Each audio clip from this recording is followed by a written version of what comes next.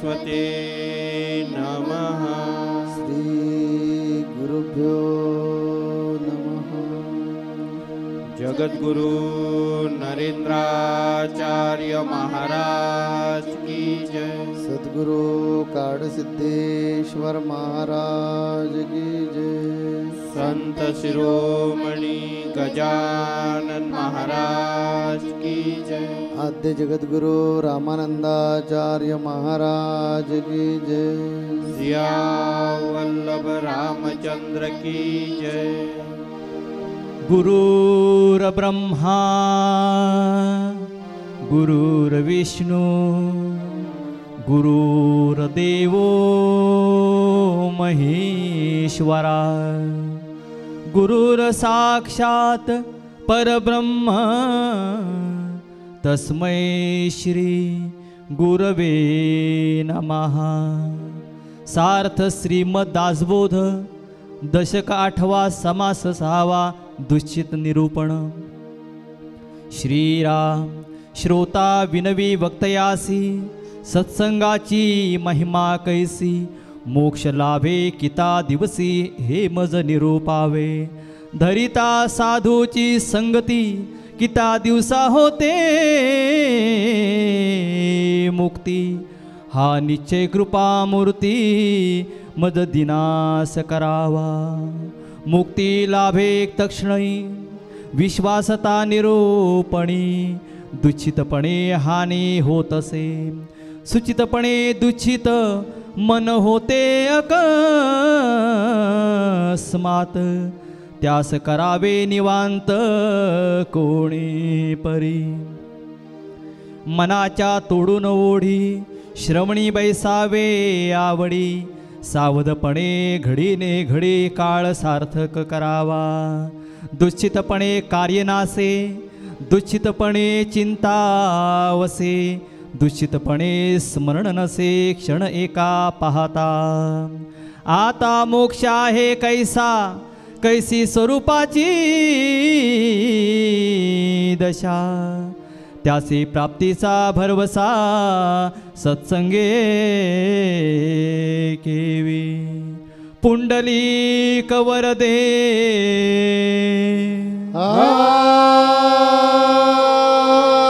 हरी विठ्ठल। श्री ज्ञानदेव तुकाराम पंढरीनाथ महाराज की जय। जगद्गुरु नरेंद्राचार्य महाराज की जय। श्री गुरुदेव अनंत श्री श्री जगद्गुरु रामानंदाचार्य श्री स्वामी नरेंद्राचार्यजी महाराज यांच्या परमपावदिव्य चरणकमलांना भावपूर्ण वंदन करून इथं संत संघास उपस्थित असलेल्या सर्व भाविक भक्त गुरुबंधू आणि गुरुभगिनी यांना माझ्या सांप्रदायिक पद्धतीने श्री गुरुदेव। भाविक समर्थ रामदास स्वामींनी आपल्या दासबोध या ग्रंथातील दशक 8वा समास 6वा यामध्ये दुश्चित या विषयावरती अतिशय सुंदर असं निरूपण केलेलं आहे। भाविक दुश्चित म्हणजे मनाची एकाग्रता न साधणे अथवा मनाच्या चंचलपणालाच समर्थांनी दुश्चित असं म्हटलेलं आहे। मग हा दुश्चितपणा जो आहे तो कशा प्रकारे घालवता येतो याच्याविषयी आपल्याला याच्यात सविस्तर सुंदर आणि सखोल अशी माहिती देतो। थोडं अगोदर जाऊया आपण। मागच्या संत संघामध्ये आपण सर्वांनी ऐकलेलं आहात की तो मी नव्हेच जो दृश्यामध्ये आहे तो मी नाही आहे। जो पंचतत्वांमध्ये आहे जो त्रिगुणांमध्ये आहे तो मी नाहीच आहे, मी वेगळाच आहे। आणि त्यासाठी अनेक प्रकारची उदाहरणं देऊन आपल्याला समजवण्याचा प्रयत्न केला आहे आम्ही। आता समर्थ रामदास स्वामी म्हणतात की ही गोष्ट जितकी क्लिष्ट आहे त्यामुळे आपल्यामध्ये संभ्रम निर्माण होतो। मग हे सत्य आहे की असत्य आहे असा सूर त्याच्यातून निघू लागतो आणि तो सूर ध्यानात घेऊन समर्थांनी हे जर ब्रह्मज्ञान समजून घ्यायचं असेल तर आपण काय केलं, कसे असलो पाहिजे, कसे सांगितलं समर्थ रामदास स्वामींनी ताई सांगा। दुश्चित ह्या विषयावरती दिलेलं आहे, पण आपण सूचित असायला पाहिजे, सूचित असलं पाहिजे. म्हणजे पूर्णपणे आपला निश्चय फिक्स असला पाहिजे. बहुतांशी वेळा आपण दुःचित होतो आणि दुःचित झाल्यामुळे आहे जरी परम सुगम परिजनासी झाले दुर्गम. का दुर्गम होतं तर आपला निश्चय जो आहे तो दुःचित असतो. आता त्याच्यावर मी जास्त भाष्य केलं तर मग ताईंचं ऐकायला मजा येणार नाही आणि म्हणून आपण ताईंचं प्रबोधन ऐकूया. ते दुःचित जे लक्षण सांगितलं ते फार महत्त्वाचं सांगितलेलं लक्षण आहे. हे आपण ऐकलंच पाहिजे, हे समजून घेतलंच पाहिजे. आपल्यामध्ये असा दुःचितपणा का येतो त्याचं प्रमुख कारण आहे संभ्रम. ही माया आपल्याला संभ्रमित करते आणि मग खरं की खोटं या गोष्टीमध्ये आपण अडकतो आणि दृढ निश्चय नसल्यामुळे आपण मग हळूहळू वाहत जातो. हेच समर्थ रामदास स्वामी आपल्या दासबोधामध्ये सांगतात की आहे जरी परम सुगम. हे अत्यंत सोपं आहे, पण त्यासाठी गुरुनिश्चय पाहिजे. त्या गुरुनिश्चयाबद्दल ताई सांगतील आणि मग आपल्याला दुःचित्तीबद्दल सांगतील की सुनिश्चिती आणि दुनिश्चिती. तर सुनिश्चित माणसाचा गुरूंच्या शब्दावर पूर्णपणे आणि ठामपणे विश्वास असतो. गुरु सांगतात तीच पूर्व. आणि गुरुमार्गामध्ये मला वाटतं तेच असणं आवश्यक असतं. आपण ज्यावेळी लहान असतो त्यावेळी आईवर आपला पूर्ण भरोसा असतो, म्हणून आई आपल्याला घडवू शकते. मोठे झालो, माणसाची पद्धत बघा कशी असते. मूल लहान असताना तर त्याला वाटतं माझ्या बाबांना किंवा माझ्या आईला जेवढं समजतं एवढं जगात कुणालाही ज्ञान नाही. मूल हळूहळू वाढू लागतं, मोठं होऊ लागतं. 15-16 वर्षाचं होऊ लागलं की त्याला स्वतःचं मत निर्माण होतं. तो स्वतःच्या मनानं विचार करू लागतो. पूर्वानुभव कमी असतो आणि असणाऱ्या तुटपुंज्या अनुभवावर तो निष्कर्ष काढू लागतो आणि स्वतःचं मन त्याच्यामध्ये इन्क्लूड करून एक स्वतःचं मन निर्माण करतो, स्वतःचं मत तयार करतो. आणि काय म्हणतो, सगळंच नाही बाबांना कळत. माझ्या आईला मी समजत होतो सगळं समजतं म्हणून, सगळं नाही समजत. बऱ्यापैकी ठीक आहे समजतं, पण एवढं काय नाही समजत, असं त्याचं मत तयार होतं. मग समजतं कुणाला, मला समजतं. म्हणतो आई बाबांना सांगतो थांबा ना, मी सांगतो ते पण बरोबर आहे. ते मूल आणखीन मोठं होऊ लागतं. अज्ञानपणामुळे आणि पूर्वानुभव जादा नसल्यामुळे गाठीशी त्यानं जे मत आपलं तयार केलेलं असतं ना, ते मत आणखीन दृढ होतं. मी म्हणतोय तेच बरोबर, पप्पांना आणि मम्मीला, आई आणि बाबांना फारसं काय कळत नाही, मी म्हणतोय तेच बरोबर आहे. आणि हे 20-21 वर्षाचं मूल झालं, हे थोडक्यात आपण त्याला सज्ञान म्हणतो. परंतु ज्ञानाच्या भाषेमध्ये बोलायचं ते अपरिपक्वच असतं, कारण एवढा काय अनुभव नसतो त्याच्या गाठीला. त्यानं जे समोर बघितलेलं असतं, जे चर्मचक्षुनी पाहिलेलं असतं, ढोबळ मानाने पाहिलेलं असतं, त्याच्यावर तो अनुमान काढायला जातो आणि काय म्हणतो, आईबाबाला काही कळतच नाही, समजतच नाही. बघा तोच मुलगा लहान असताना काय म्हणतो, आईबाबांसारखं जगात कुणालाच कळत नाही. जसा जसा मोठा होऊ लागतो तसं त्याला वाटतं की आपण समजतो, एवढं काय त्यांना समजत नाही. काही दिवसानंतर असं होतं, नाही नाही यांना बरंच काही समजत नाही, मला कळतं. आणि 20-21 वर्षाचं झाल्यानंतर त्यांना कळतं आईबाबाला काहीच कळत नाही, आपल्याला कळतं तेवढं काहीच नाही त्यांना ज्ञान. आपण उगाच समजतो ते फार ज्ञानी आहेत म्हणून. कालांतराने अनुभव जसा जसा वाढायला लागेल तसा तसा. असं का घडतं, आईबाबांना कळत नाही असं का वाटतं, कारण तो सुनिश्चित नसतो, त्याचा निश्चय दुःचित असतो, त्याचा निश्चय फिक्स नसतो आणि भौतिक आणि आजूबाजूची परिस्थिती बघून तो आपलं मत तयार करत असतो. अनुभवानं हळूहळू शहाणा होऊ लागतो. त्या मुलाचं वय 25 होऊ लागलं, 26 होऊ लागलं की मग त्याला वाटतं अरे आईबाबा म्हणत होते ते बरोबर होतं, आपण उगाच त्यांना विरोध करत होतो, त्यांचं काही अंशी बरोबर आहे हो, एकदम काय चुकीचं नव्हतं. आपल्याला वाटत होतं की फार चुकीचं आहे म्हणून, पण काही अंशी त्यांचंच बरोबर आहे असं 25-26 वर्ष वय झालं की वाटायला लागतं. का, ठसे ठुमसे आजूबाजूची परिस्थिती आजमावलेली असते, आपल्यामध्ये प्रगल्भता आलेली असते, आपल्यामध्ये प्रौढपणा आलेला असतो, आईबाबाने अनुभवलेलं असतं, ते अनुभवण्याची क्षमता हळूहळू आपल्यामध्ये डेव्हलप झालेली असते. त्यामुळे मग तेच आईबाबा म्हणतात ते बरोबर आहे काही अंशी असं वाटायला लागतं. आपलं वय 35 ते 40 झालं की ठाम निर्णय होऊन जातो, ते म्हणत होते तेच बरोबर आहे, काही चूक नाही. तशीच इथे साधकाची संभ्रमित अवस्था होणार आहे. कारण जो साधक आपल्या गुरूंवर, काही मुलं अशी असतात ती वयानं किती वाढू दे, शिक्षणानं किती मोठी असू दे, पण आई वडिलांना प्रचंड प्रेम असतं आणि त्या प्रचंड प्रेमामुळे आई बाबा म्हणतात ते मला कधीच चुकीचं सांगू शकणार नाहीत, ते म्हणतात तेच बरोबर असणार, तेच खरं आहे, असा त्यांचा दृढ विश्वास ठेवून ती मुलं जात असतात. आणि त्यामुळे शेवटपर्यंत पहिल्या दिवसापासून म्हणजे ज्या वेळेला त्याला कळायला लागतं त्यावेळेपासून अगदी ते मूल हयात असेपर्यंत आई बाबा म्हणतात तेच बरोबर आहे अशी समजणारी मुलं या दुनियेमध्ये आहेत, पण त्यांचं प्रमाण अत्यल्प आहे. परंतु अशी मुलं जादा आहेत. मग त्याच्यामध्ये तुम्ही आम्ही पण ज्यावेळी मुलं होतो ते आपण पण तेच केलेलं आहे. अशी मुलं आपण अशी होतो की आईबाबांना फार कळतं, वय वाढत गेल्यानंतर फार कळत नाही, आपलं वय वाढल्यानंतर वाटतं आपल्याला फार कळत नाही, एक विशिष्ट वय झालं की कळतं ह्यांना खरंच काही कळत नाही. आणि ते विशिष्ट उंबरटा 20-25 म्हणजे 21-22 वर्षाचा उंबरटा ओलांडल्याने आपण उतरत्या वयाकडे लागायला लागलो की आपल्याला वाटतं थोडं थोडं कळतं, आपण म्हणतो ते चुकीचं आहे, त्यांना कळतं, त्यांचा अनुभव श्रेष्ठ आहे, बरोबर आहे ते म्हणतात ते.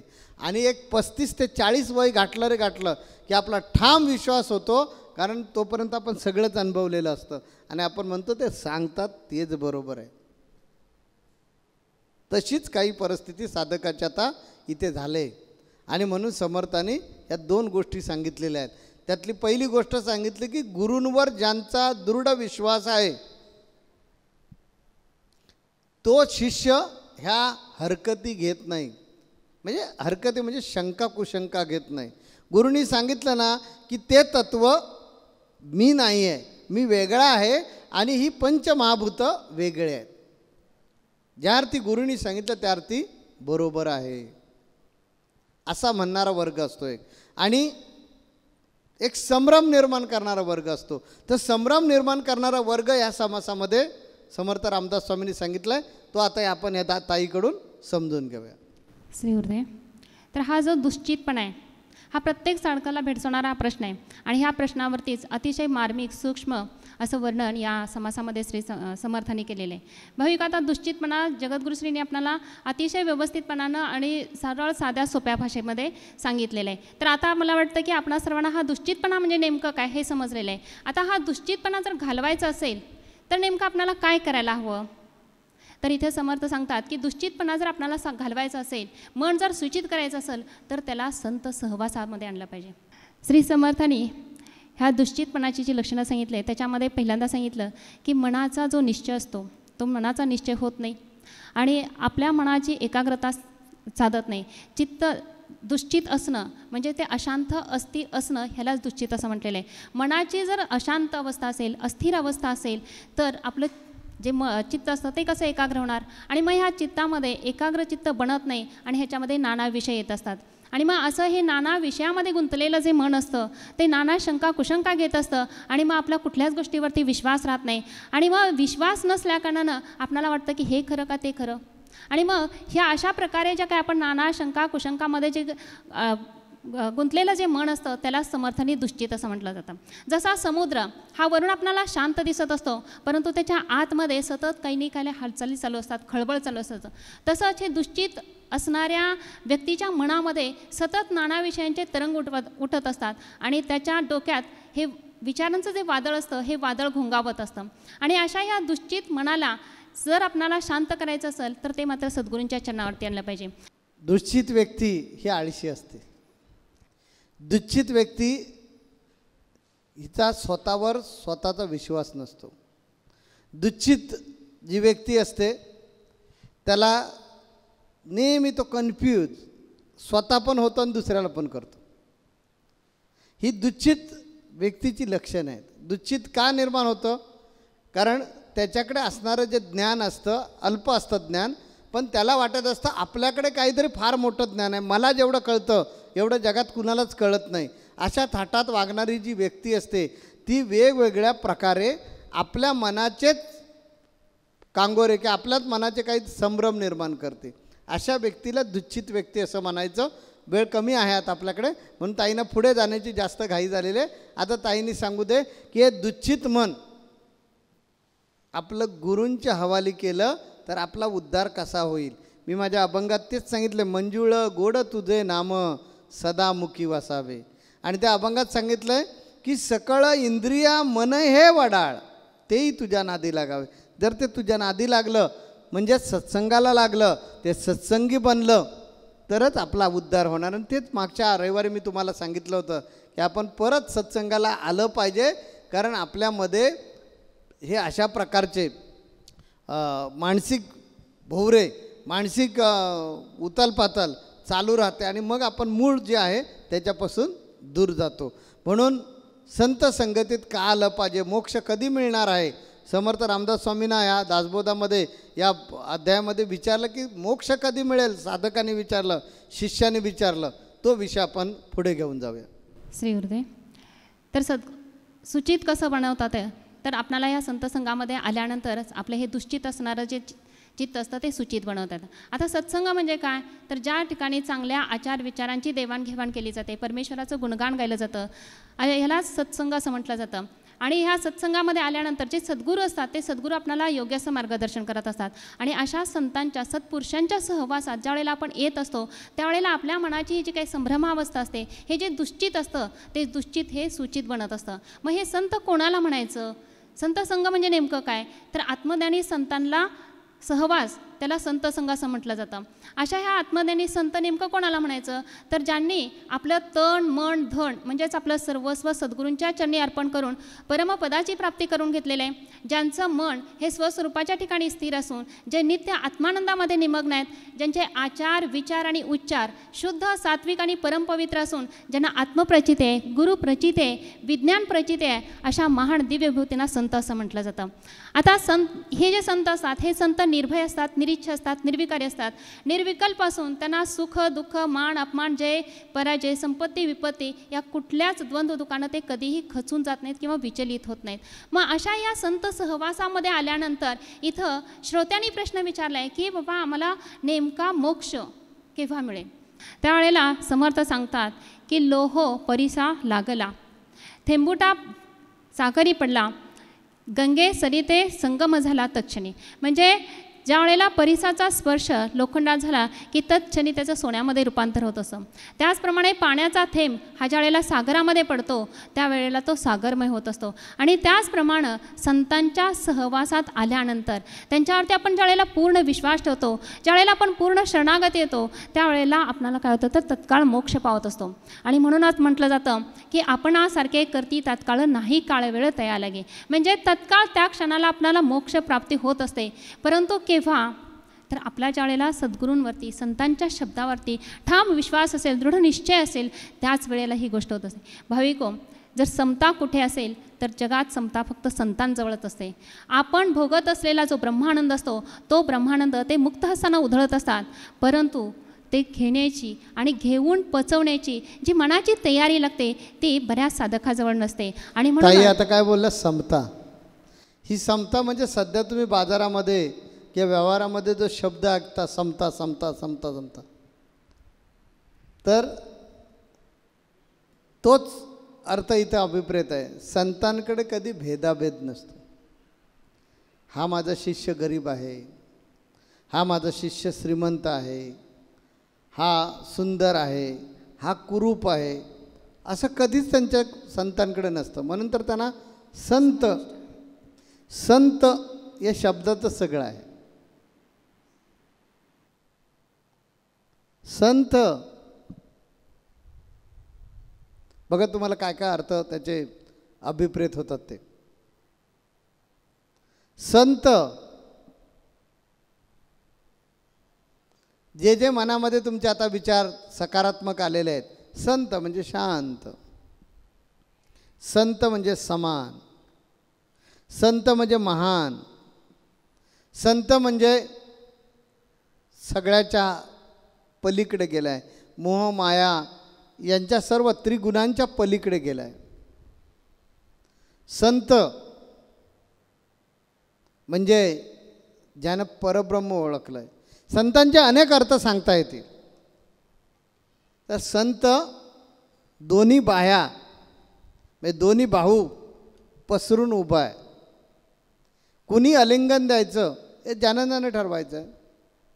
जसा विठ्ठल हा दोन्ही बाहू उभारून आहे आपल्या भक्तांना आलिंगन देण्यासाठी, तसा संत आपल्या साधकांना आलिंगन देण्यासाठी आणि मोक्ष त्याला प्राप्त करून देण्यासाठी सदैव तत्पर आहे.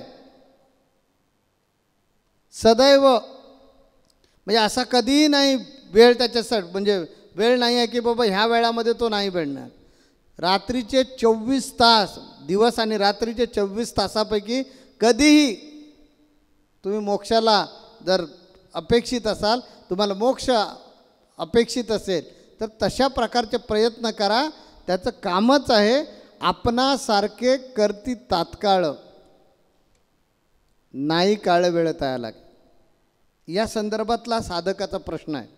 कारण हा फार महत्त्वाचा विषय, तुमच्या माझ्या सर्वांसाठी महत्त्वाचा विषय आहे की संतांच्या संगतीत गेलं की मोक्ष कधी मिळेल. असा समर्थ रामदास स्वामींना शिष्याने विचारला प्रश्न दासबोधामध्ये, आणि समर्थ रामदास स्वामी त्याच्यात छान उत्तर देत आहेत. मग ते उत्तर नको का ऐकायला आपण? यासाठी पुढच्या आठवड्यात परत आपल्याला आलं पाहिजे, तरच हा विषय नीट समजणार आहे. म्हणून आपण इथे आता थांबूया आणि पुढच्या आठवड्यामध्ये या प्रश्नाचं उत्तर समर्थ रामदास स्वामी काय देतात ते ऐकूया. म्हणून आम्ही आपल्याला आशीर्वाद देतो आणि या ठिकाणी रजा घेतो. जगद्गुरु नरेंद्राचार्य महाराज की जय. सद्गुरु काडसिद्धेश्वर महाराज की जय.